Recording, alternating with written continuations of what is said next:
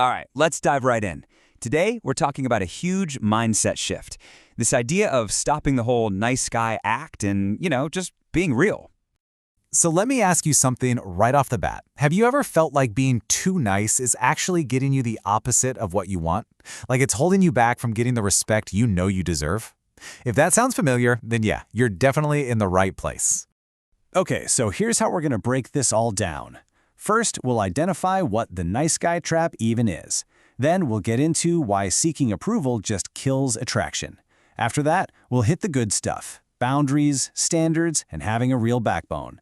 We'll also cover why your mission has to come first, and finally, how all this leads to becoming the prize. All right, first up, the nice guy trap. So what is this thing really? It's one of those strategies that feels like it should work, right? But somehow it always seems to backfire. Well, here's the definition we're working with. It's basically a pattern where you're so agreeable, so passive that you just let the other person completely control the dynamic. And what's the result? You end up wasting a ton of time, which is your most valuable asset, by the way, and you just don't get the respect you're looking for. And this trap shows up in some really common ways. Stuff like over-explaining yourself to try and impress someone, or constantly looking for approval and validation. It's accepting those vague, non-committal answers, the crumbs. It's getting pulled into her emotional chaos instead of staying grounded, and molding yourself to fit her world instead of building your own. At the end of the day, all of it just signals a lack of self-respect. And that leads us perfectly into the next big question. Why does this approval-seeking stuff kill attraction? Let's dig into the psychology of respect. This quote really just nails it, doesn't it? The more you try to prove yourself to people, the less respect you get.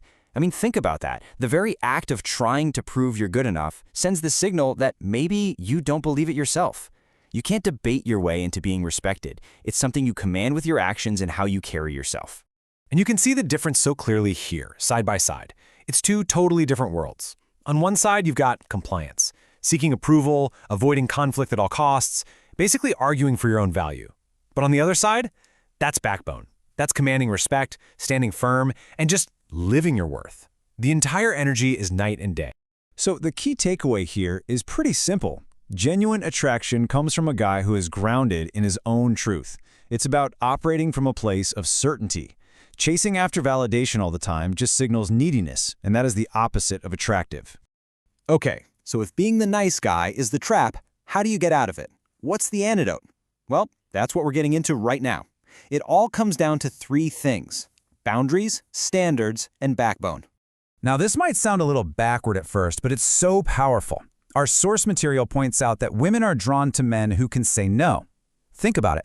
A man who refuses to be disrespected, who won't have his time wasted, he's demonstrating that he values himself, and that self-respect is magnetic. And there's actually a super practical way to do this, called the 1-2-out method. It's simple. The first time a boundary gets crossed, you state it clearly and give an alternative. You say, when you cancel without proposing another date, I stop planning. If you want to see me, send me a day and time. But if it happens a second time, that's it. You end the interaction. No big dramatic speech, just a calm, I see this isn't working out, I wish you the best. It's all about calm, consistent enforcement. And here's why that's so powerful. When you have standards and you're actually willing to walk away, it sends a crystal clear message: you are not desperate. It shows that your self-respect is more important than any one person or interaction. That lack of fear, it instantly makes your presence way more valuable.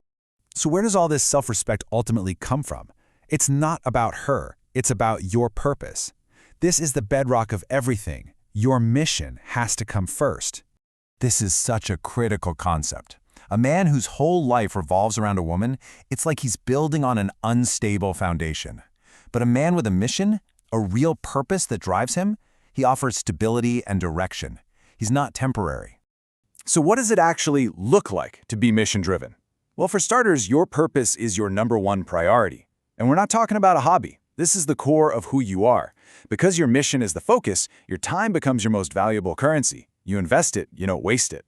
And that's exactly why a man on a mission doesn't chase. He's too busy building a world so compelling that he can simply invite other people to join him in it. He's building his own empire, not trying to squeeze into hers. And here's a perfect real-world example of this. You just can't text her back every 10 minutes. It's not because you're playing some game, it's a reflection of your reality. Your life already has a structure, it has priorities, and they don't revolve around your phone.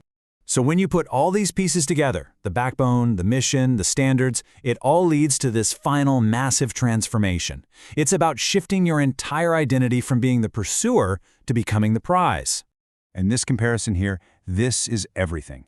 The pursuer is always looking outside for validation, asking, "So, what do you think of me?" The prize, on the other hand, operates from internal certainty. His actions already show who he is. The pursuer over-communicates with endless texts. The prize communicates with intention. He sets a date. He's not reacting to emotional chaos. He's the grounded center.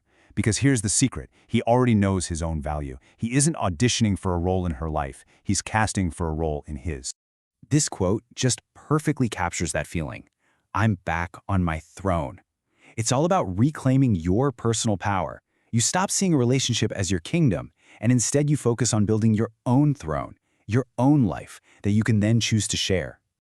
So, we'll leave it there. We've laid out the path from a flawed strategy to a powerful, authentic way of being. The only real question left for you is, are you ready to build your kingdom?